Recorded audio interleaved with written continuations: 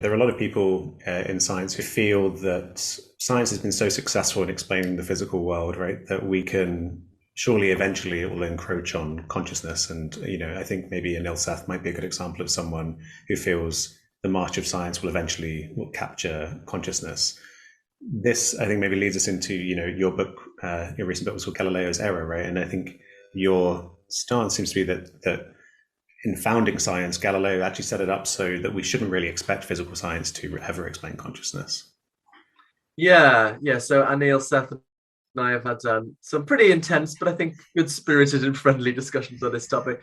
But that's very much, what I was trying to tackle in Galileo's Error, because, a lot of philosophy works with fiddly arguments, and I spend a lot of time as a professional philosopher on fiddly arguments, but at the end of the day, I kind of think they don't really convince anyone. They just work out what you have to say to be consistent in the view you already held.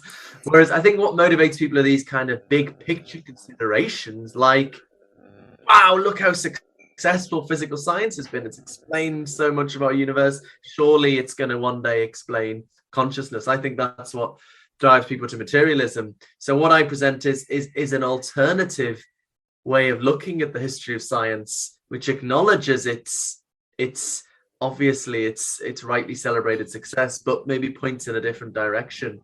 And that's just the observation that physical science has been so successful since, and arguably because, Galileo set things up by taking consciousness out of the domain of what he called natural philosophy, what we now call physical science, so that everything could be captured mathematically. And that's the start of mathematical physics. We sometimes forget there's a philosophy behind science, and that was largely dreamt up by one of the greatest philosophers ever lived, Galileo. And so the fact that physical science has done so well since Galileo took consciousness out shouldn't really give us reason to think it's going to be able to fully deal with consciousness itself. And again, it's back to this qualities, quantities thing, because Galileo wanted science to be purely mathematical. I think he appreciated you can't capture these qualities, colors, sounds, smells, tastes in that kind of language. So he thought, right, well, if we want science to be mathematical, we have to put that out of the picture, put that in the soul, so that the rest of the physical world can be completely described mathematically. That went really well. And now we're in a period of history where people are like, oh, it's gone so well, that must be everything. But it's gone so well because we took consciousness out. And I think if we want to bring consciousness fully back into science, we have to find a way to bring back together what Galileo separated. That's the kind of... Right. And was Galileo's philosophical move to go from thinking, if you eat an apple and it tastes sweet, I guess before Galileo, did people think that the quality of sweetness was in the apple, and if they'd known about the molecules, that it was in the sucrose or fructose, and then moving it to say, well, actually, no, the feeling of sweetness is in the soul, consciousness, whatever word you want to use.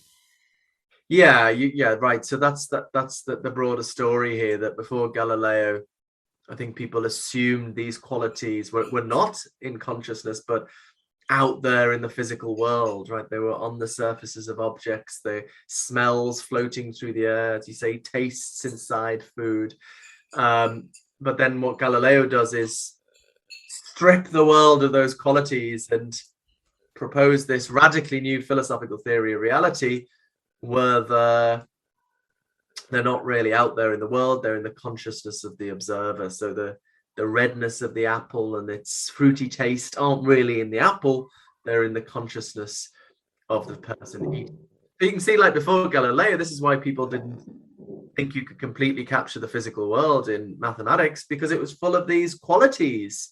It was only once they'd been taken out of the picture that we could describe the physical world exhaustively in mathematical terms. So he took them out, but then of course now we want a science of consciousness, and so the qualities come back to bite us, and we can't make that move again. Right. And so you have this split between the kind of quantitative and the qualitative. What's your general approach to trying to bring these back together again in a new science of consciousness? So I think we need a new philosophical worldview as the backdrop for science. We need a worldview that brings the qualities back into the unified scientific story. And my proposal for doing that is a view known as Panpsychism. Should I talk a little bit about that? Definitely, yeah. Well, I mean, by the definition of the term, Panpsychism is the view that consciousness is a fundamental and ubiquitous feature of the physical world. So on one standard understanding of panpsychism, the fundamental building blocks of reality, perhaps fundamental particles like electrons and quarks, have incredibly simple forms of experience, and then the very complex experience of the human or brain is somehow built up, is somehow rooted in or derived from the very simple consciousness at the level of fundamental physics.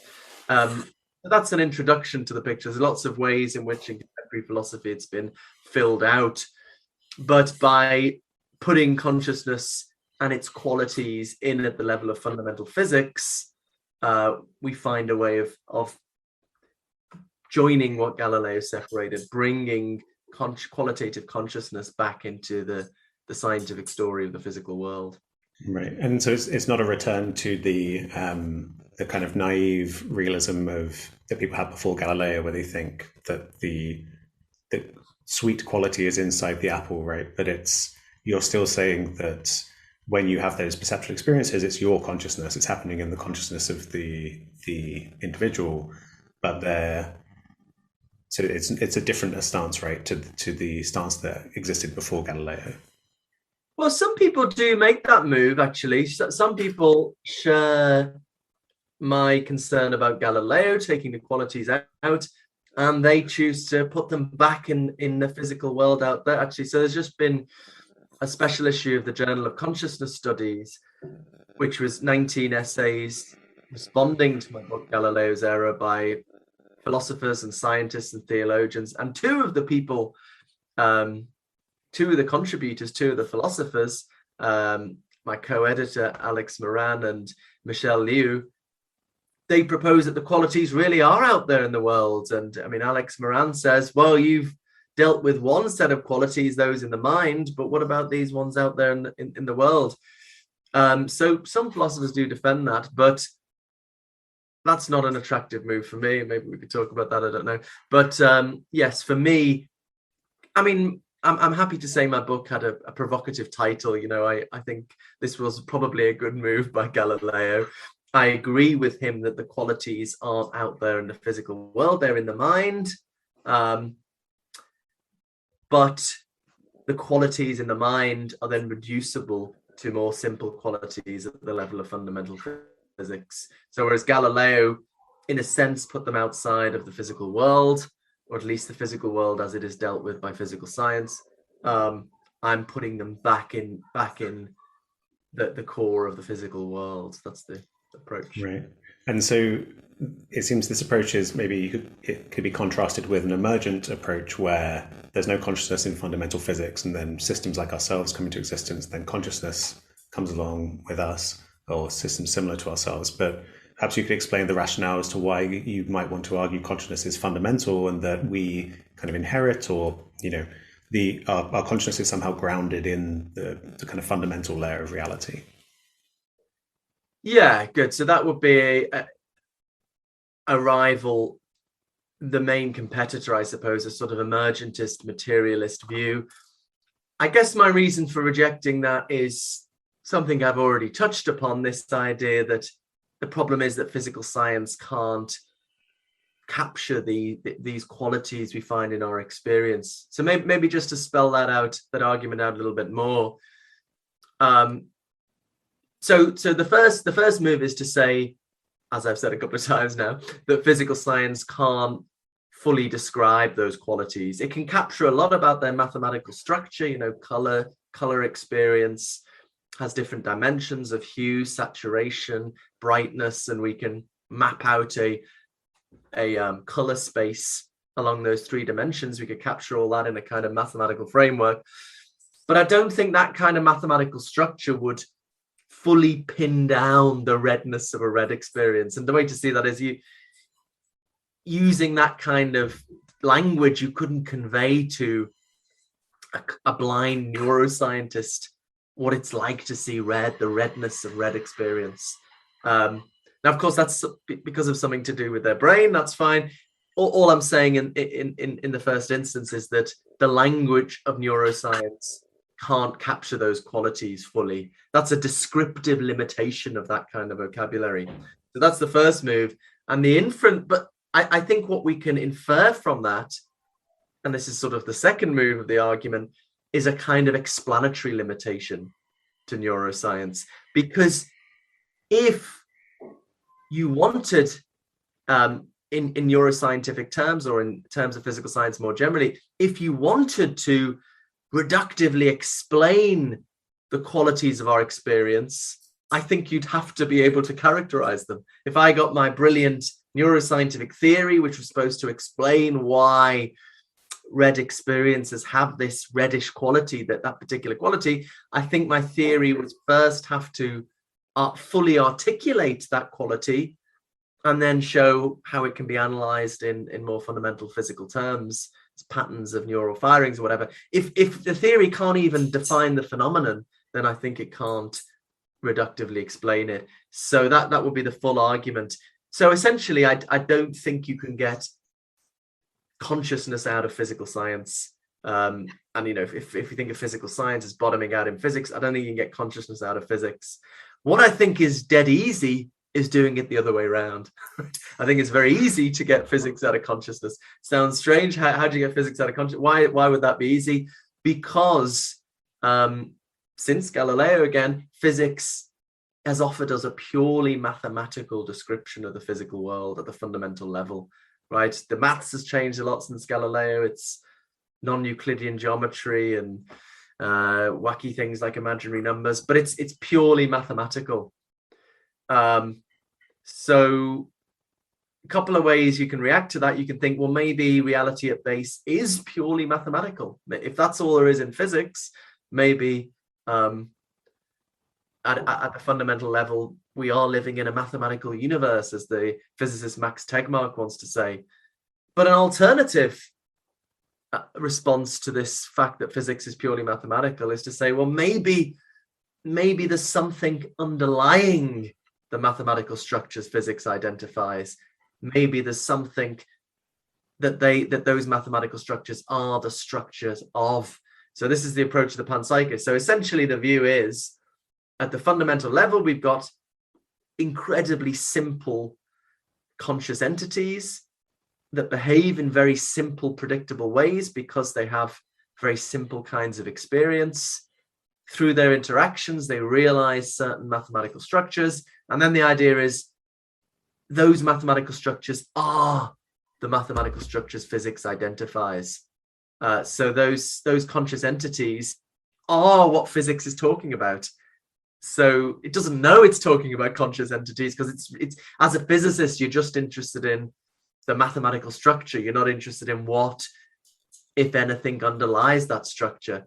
But the idea is, in some sense, physics is talking about these simple conscious entities. When we think about those conscious entities in terms of the mathematical structures they realize, we call them particles, we call them fields, we call their properties mass, spin, and charge. But really, all there is at the fundamental level is forms of consciousness. So in that way, we can get physics, I believe, out of consciousness, but we can't do it the other way around. So it's a sort of, you said the word emergence. I think you've got a choice. Do you think the two stories of emergence here? Does consciousness emerge from physics, or does physics emerge from consciousness? I think the former story. Did I get that the right way around? I don't think you can. I don't think we can make sense of consciousness emerging from physics because of the qualities, quantity stuff. I do think it's not only we can make sense of, it's just very easy to make sense of how physics could emerge from consciousness, because physics is just, in a sense, so thin. It's just pure mathematics. As long as you've got stuff realizing that mathematics, you can get physics out of a more fundamental story. I use panpsychism generally I mean, pan-experientialism is the word that people Griffin coined for Whitehead. The reason being, psyche sometimes indicates the soul. In other words, indicates dualism, which is not necessarily the case for most panpsychisms. But you can use psyche like in psychology for for broader meaning. So I'm happy with that word. When you say everything is conscious, I mean, so Giordano Bruno, he 1500s, he pointed out this division between aggregates and units, which are important, so I wouldn't think, for example, that this cup as a cup has a single form of sentience, but I consider that an aggregate, as opposed to a unit of subjectivity. Now, but however, this is one of the big problems, more in my view than the so-called combination problem.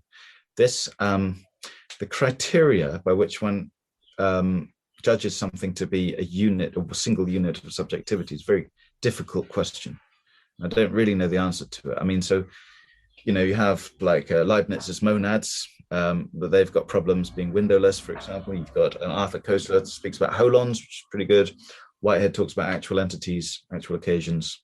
And then, you have the notion of autopoiesis, which is related to this, but it's insufficient, I think. I think it's a bit arbitrary with cell wall membrane.